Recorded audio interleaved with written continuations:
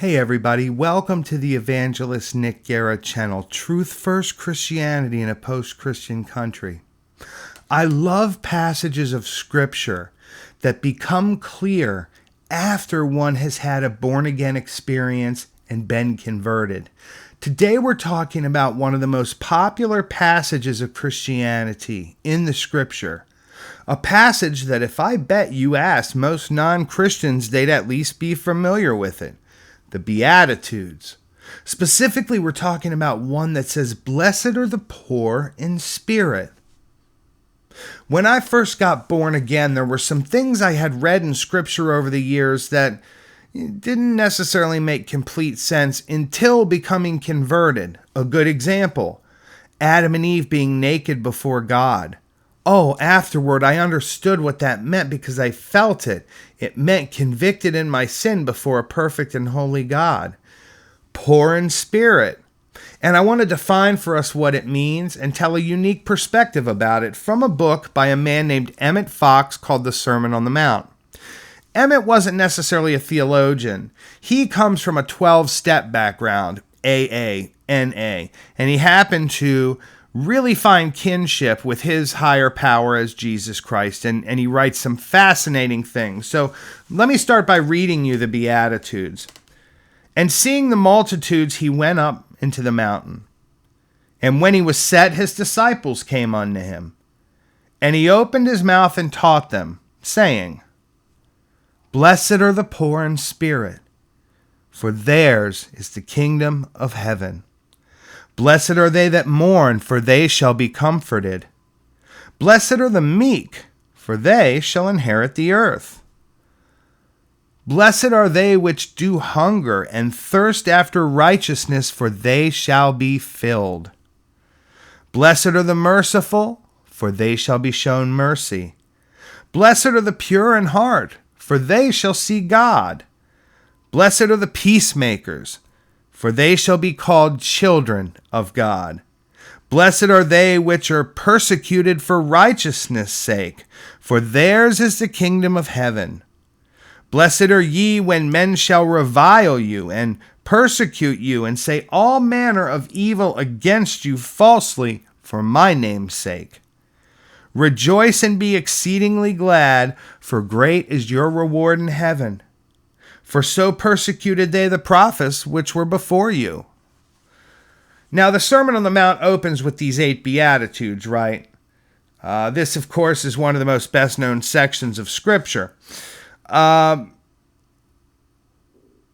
It confines 12 of the most well-known passages in Scripture. And to be honest, they hardly ever understood them. But unfortunately, as a rule, we look upon them as a counsel for perfection without any real application to everyday life, and this is a problem. The Beatitudes are actually a prose poem in 8 verses, which are complete in itself. And it constitutes what is practically a general summary of the whole Christian teaching. Now let's move on to the section we're after today. Blessed are the poor in spirit, for theirs is the kingdom of heaven.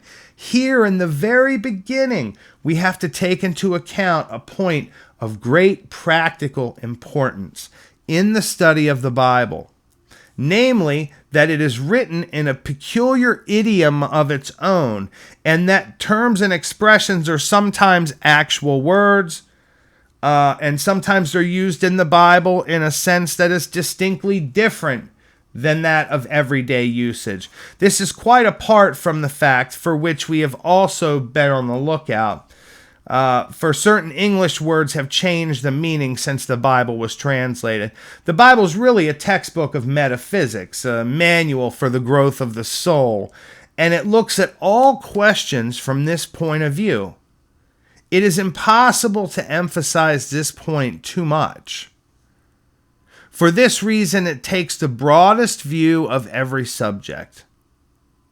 It sees all things in their relationship to the human soul, and it uses many common terms in far wider senses than given to them by common use. For example, the word bread in the Bible is not merely a kind of physical food, which is the broadest interpretation put into general literature.